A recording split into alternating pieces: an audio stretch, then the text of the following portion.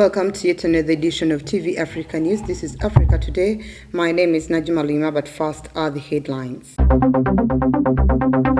Uganda deploys 1,000 troops to eastern DRC to keep peace. Harris hails Tanzania first female president as a champion of democracy. Magogo keeps trust in Micho as all national team coaches are sacked. Welcome once again. Now the news in detail. President Museveni has explained circumstances under which Uganda on Wednesday deployed troops under the East African Regional Force to eastern DRC. A contingent of 1,000 troops departed Uganda heading to the eastern part of the DRC. We have more. In a statement released on Thursday, the president, who is also the commander-in-chief of the armed forces, said the deployment of 1,000 troops by Uganda is not to engage but rather maintain peace in DRC. He noted that peace talks have been ongoing between M23 rebels and the DRC government, noting that they should continue so that the problem is solved politically for peace to return to eastern DRC. The Ugandan troops will be operating under the Regional East African Community Force that includes Burundi and Kenya. Hundreds of residents from both sides of the border between Uganda and the DRC attended the flag-off ceremony. In his speech at the ceremony, the contingent leader, Colonel Michael Hairoba, said they are going as ambassadors of peace in Congo and are prepared, trained and ready for the task. The East African Community Force is made to contain M23 rebels who started attacks on Congo Army positions in June last year and occupied several areas. Formed in 2012, the group attacked Congo and was overpowered by government troops. It had stopped attacks until last year. Bank of Uganda has called out owners of small and medium enterprises to make use of the Small Business Recovery Fund to solve their financial needs. According to Richard Byarugaba, the Executive Director of Financial Services at the Bank of Uganda, the Small Business Recovery Fund remains unutilized 2 years after the government introduced it to help SMEs that were affected by the COVID-19 pandemic recover. In 2021, the government of Uganda created a COVID-19 recovery fund for small and medium enterprises that suffered financial distress arising from the effects of the COVID-19 pandemic, with an initial deposit of 100 billion shillings. Close to 2 years down the road, this money sits idle in the banks as business proprietors are still ignorant on how they can access these funds. During an awareness session on Small Business Recovery Fund conducted by the Bank of Uganda, Federation of Small and Medium Enterprises, and Kasita, Richard Byarugaba, the Executive Director of Financial Services at the Bank of Uganda, revealed that the business owners have failed to make use of this fund and it remains idle in the bank. Tubadde twakawolako billion 7 zokka kati endala zonna zikyaliyo naye guno mwaka gwa 2022 tuwozeewo sente ntono abantu babadde tebamanyi nti sente gye ziri. Byarugaba further explains who is eligible for this money and how it can be accessed. Kati n'amasomero gaali gaagalawo naye n'abamasomero tubawa abamasomero abagala kulongoosa nyumba zaabwe za renti buli omu business jakola tumuwa sente. The banks need to do a better job at engaging SMEs at explaining their conditions. Yes, the central bank can facilitate these joint workshops, that's okay. But each individual bank must also be aggressive. As it does financial literacy, it should seek to educate its customers on the opportunities that the Small Business Recovery Fund presents. At least 300 business owners participated in this awareness session held at Lugogo Multipurpose Hall. Most of the banks were discouraging most of our members to come to our offices so that we make recommendations to access these funds. So we are encouraging our members to make sure that we shall employ more staff, even to accompany them when they are going to access these loans, to make sure that they can benefit from this initiative. Not many businesses know it, and that's why we are communicating. We're trying to communicate and say, please go to the banks and insist that you want a facility at 10% interest, 1 year grace period, 4 years period to repay, and open to any business. And there is flexibility in terms of collateral. Tulabye nga you will nti eri ekizaaba abakyala baffe wansi ekibaganya okukulaakulana gwe mutindo gwe bakusabikamu ebintu byabwe. Omuntu ayinza okuba alina ekintu kirungi mu ekyomo kisikirizo kisobola okuleetamu customers naye ng'ate ekisabika kyataddemu ekintu kino tekisikiriza customer kujja kigula. U.S. Vice President Kamala Harris arrived in Tanzania on Thursday and praised the country's first female leader as a champion of democracy. Let's take a look. Tanzania President Samia Suluhu Hassan has been in power since 2021 and is the first female leader of the country. Since coming to power, President Hassan has been rolling back the authoritarian policies of her late predecessor John Magufuli. Kamala Harris, U.S. Vice President, hailed President Samia Suluhu Hassan that under her leadership, Tanzania has taken important and meaningful steps and has won an applaud from President Joe Biden. She added that the president has been open to working with the political opposition, citing her lifting of the ban on political party public rallies. Harris is on a 3-nation trip to Africa, the latest push by the United States to deepen its engagement with the continent to counter the growing influence of China and Russia. Let's go for a short break. We shall be right back.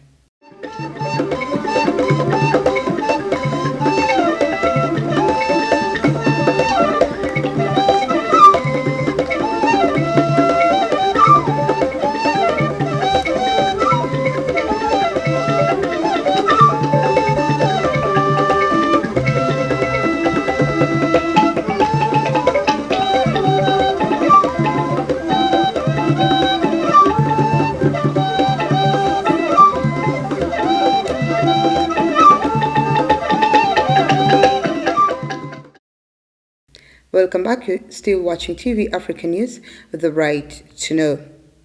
Violence broke out in Kenya on Thursday, the third day of opposition demonstrations to protest at the government and the high cost of living. Security was tight with police in riot gear patrolling the capital Nairobi after fierce clashes erupted during similar protests on Monday. On Thursday, dozens of people in the congested Nairobi neighborhoods of Mathare and Kibera engaged police in running battles, throwing rocks and burning tires, while officers responded with tear gas.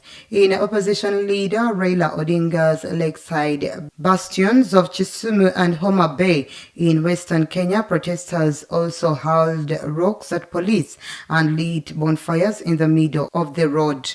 Odinga has called for protests every Monday and Thursday, accusing President William Ruto of stealing last year's election and of failing to control the surging cost of living.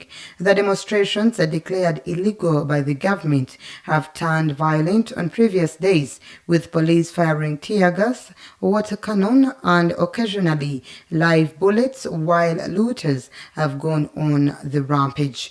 2 civilians have been killed and 51 police officers and 85 civilians injured, according to government figures. The international community and religious leaders have called for calm, voicing fears that the violence could degenerate into the ethnic post-election fighting witnessed after the 2007 election that claimed the lives of more than 1,100 people. Moving on, world leaders at the annual Boao Forum for Asia on China's Hainan Island delivered warnings about growing geopolitical competition, decoupling, and fragmenting supply chains. We have more on this report. Speaking on Thursday at the Boao Forum, a major political and economic conference in the southern China, IMF Managing Director Kristalina Georgieva called for global cooperation and solidarity in a time of high uncertainties and geopolitical tensions. Citing uncertainties, including impact of the war in Ukraine and supply chain disruptions, Georgieva urged the world to stand together to promote economic growth. Malaysian Prime Minister Anwar Ibrahim also called for unfettered competition to give way to collaboration in a time when geopolitical competition has become a future for Asia.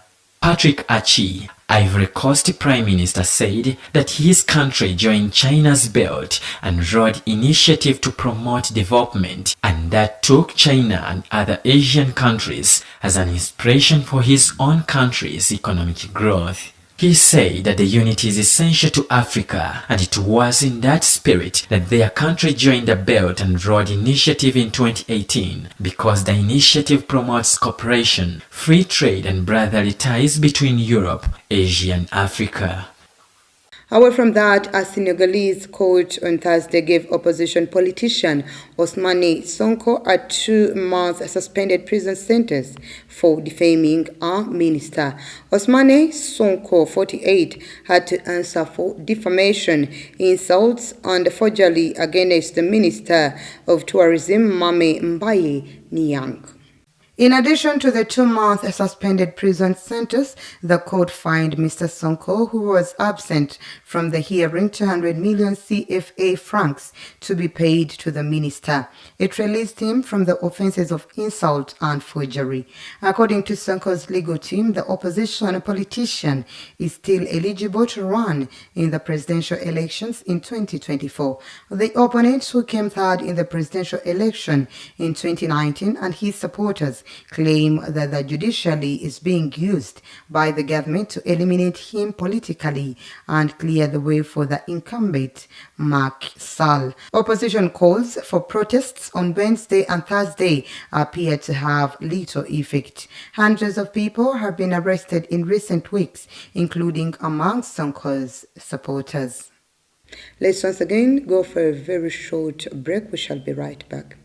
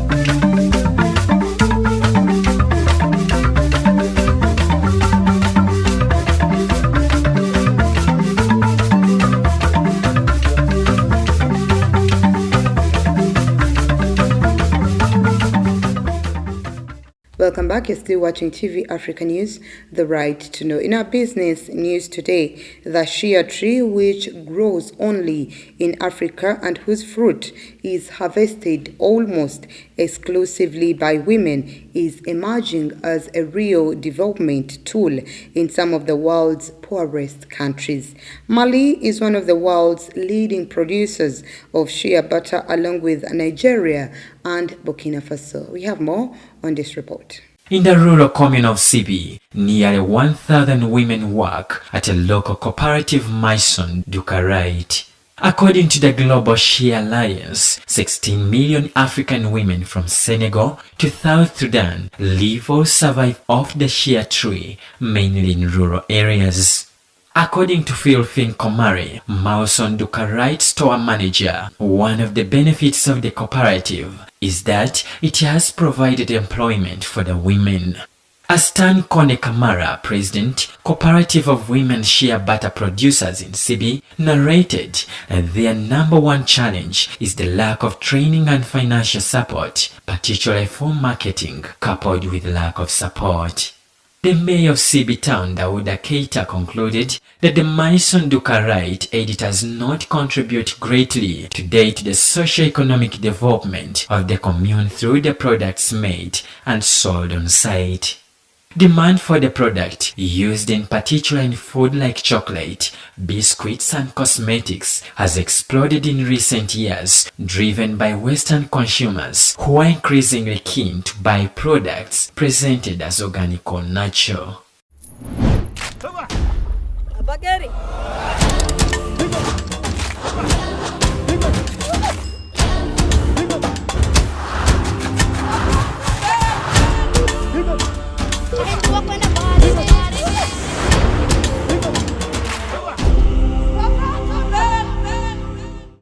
In our health news today, the Ministry of Health in Equatorial Guinea has said that the provisional toll of the Marburg virus disease epidemic that has been raging for more than 2 months in Equatorial Guinea stands at 9 confirmed deaths. On Wednesday, the World Health Organization called on Equatorial Guinea to report cases of the Marburg virus to it due to fears of more widespread contamination than announced. On March 23rd, the World Health Organization mentioned 7 confirmed deaths and announced that it was aware of 20 cases probably caused by this hemorrhagic fever, all of whom died. As of March 28th, 9 deaths have been confirmed by the laboratories since the start of the epidemic of this cousin virus of Ebola, and almost as deadly as him. The Ministry of Health detailed on Twitter that there have been 13 positive cases since the start of the epidemic, including 2 hospitalized with mild symptoms, 1 patient cured, and a total of 825 contacts have been followed. There are no approved vaccines or antiviral treatments to treat the virus. However, supportive care, oral, all intravenous rehydration, and treatment of specific symptoms increase the chances of survival.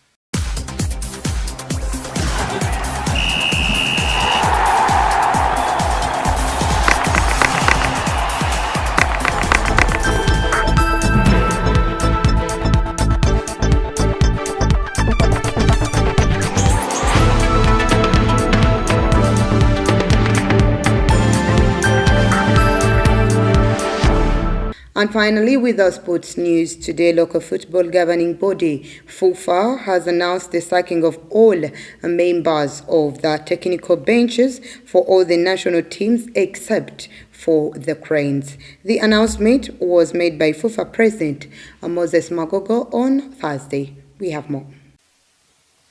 According to FUFA President Moses Magogo, the affected national teams include the Under-20, also known as the Hippos, which was being coached by Jackson Mayanja, Under-2023 Cubs, Under-2017 the Cubs, and the Under-15, also known as the Rhinos, in the men's category. The access has also not spared the technical teams in the women's category, including the Crested Cranes, the Queen's Cranes Under-20, Teens Cranes Under-17, but also the Coach Soccer National Team, the Sand Cranes, and the FASO team, the Nile Cranes. Magogo said the positions of the goalkeeping coaches and fitness trainers across all the national teams are as well vacant. He, however, noted that the move was sanctioned by the 28th FUFA Executive Committee meeting.